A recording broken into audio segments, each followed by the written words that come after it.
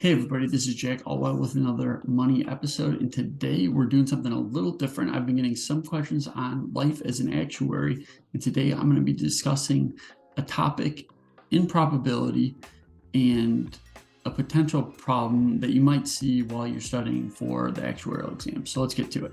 So the first exam that most people take is the probability exam. It's the exam that I took. Like 90% of the people I know took the probability exam the first.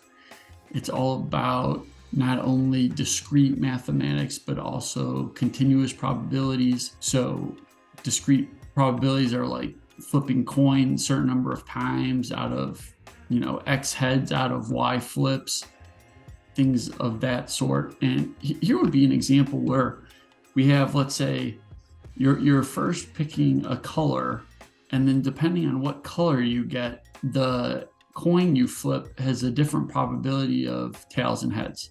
So if we get a red, and the probability of picking the red is 10%, so you're randomly picking this, and then given that you got red, then the probability you get a tail is 80%, and so on and so forth down this list. Now, one of the things that you would want to do is you'd want to kind of create a probability tree. And if we zoom out here, kind of have that. Now I haven't listed the probabilities here, but that's what we're going to go through and find out. So you can see that if we map it out, these discrete steps, so you're picking a color first, and then you're going to either get a head or a tail on the flip. So the probability of a red is 10%.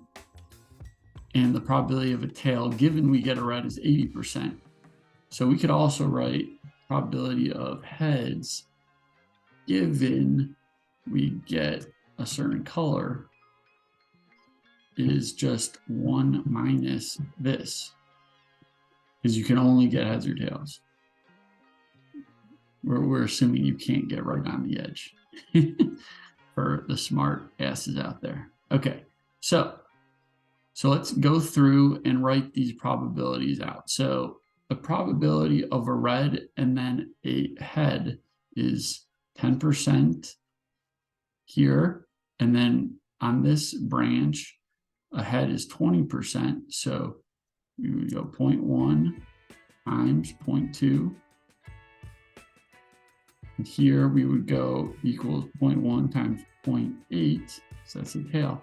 Now a quick check is we want to just make sure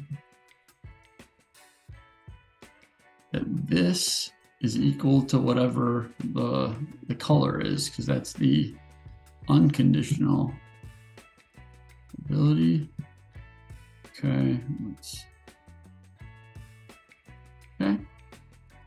okay, so what about this guy?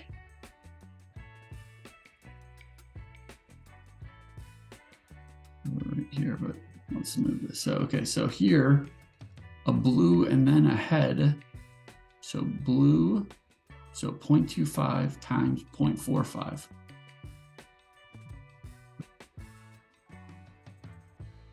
And this is 0.55 on a tail. So we get 0.25. We need to make sure this is equal to the blue. Okay, so that one checks out.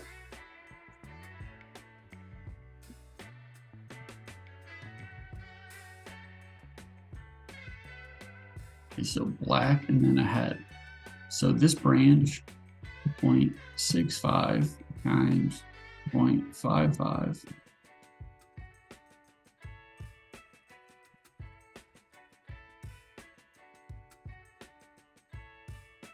And this is just a check.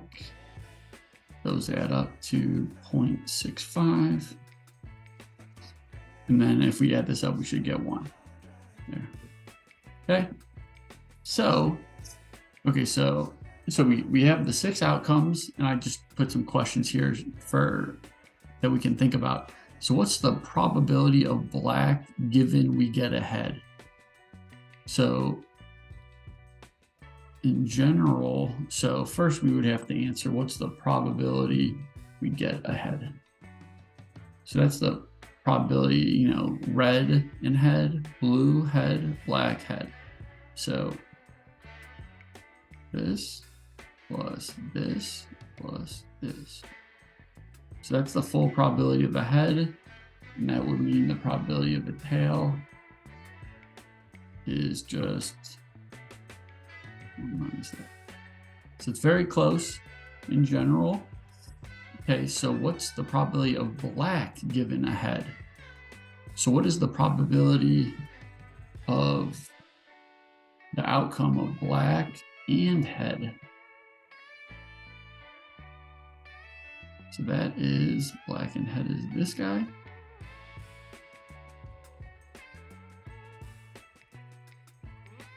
So then given we get a head, seems to be, see these are low probabilities overall. This is a pretty high probability. So the probability of a black given a head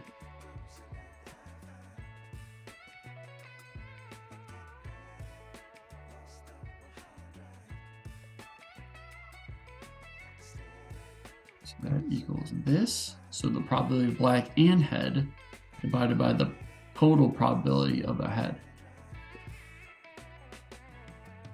So that's so given we see a head, there's a 73% chance that it's black.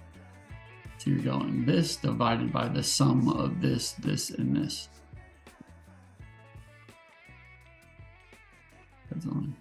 And then similarly for blue and tail, so probability of blue and tail, what is that? That is this. And what's the probability of the tail is the 0.51. So the probability of blue given tail, so that is the probability of blue and tail divided by just the total probability of the tail, and that is this.